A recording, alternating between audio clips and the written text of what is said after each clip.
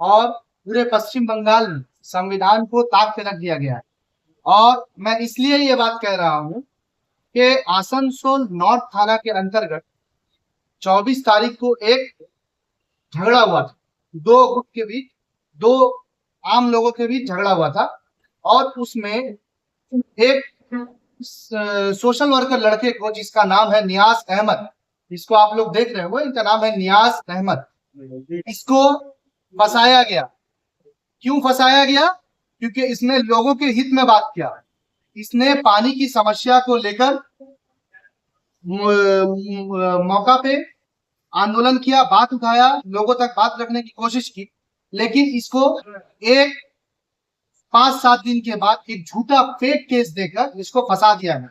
और वो झूठा फेक केस किसी और से नहीं, उनके अपने ही इलाके के एक भाई को पकड़कर कर दिया गया, जबकि वो भाई आज सुलह करने के लिए भी तैयार है।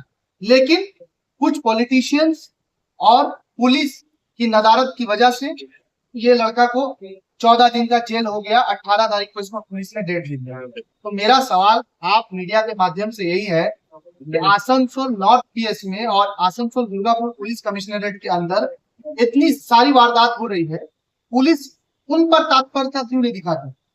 पुलिस उन पर एक्शन क्यों नहीं लेती है? पुलिस का ऐसा क्या मजबूरी है जो किसी नेता के फोन की वजह से तो ऐसा नहीं हो रहा? अगर ऐसा नहीं है तो पुलिस को ये बात बतानी चाहिए कि आप नियाज अहमद को, जिसका केस सुबह सुबह होता और आप दोपहर में इसको जाके अरेस्ट कर लेते। क्यों? क्योंकि ये लड़का सिर्फ पानी की समस्या को लेकर बात उठा रहा है और इसको आप लोगों ने एक झूठा फेक केस देकर जेल भेज दिया। और बात, सबसे बड़ी बात तो ये है, आप चले जाइए जज के पास, कोर्ट रूम में आप जाके रिकॉर्ड रूम चेक कीजिए, रिकॉर्ड रूम में आपको पता चलेगा, पुलिस के बारे में आपको बताया जाएगा। वहां पे रिकॉर्ड रूम में जज जब उस लड़के से पूछा कि आपका क्या मेडिकल ट्रीटमेंट हुआ, आप कहाँ पे एडमिट थे, कहाँ चोट लगा आपको, तो उस लड़के ने बोला कि नहीं, मेरा कोई मेडिकल ट्रीटमेंट नहीं हुआ, हमने किसी माध्यम से जाकर Asansol special multi speciality hospital से वो सर्टिफिकेट निकलवाया। तो पुलिस किस बेसिस पे एक प्रॉपर, एक ठोस सबूत के ना होने के बावजूद भी इतना तत्परता दिखाकर क्यों अरेस्ट कर रही?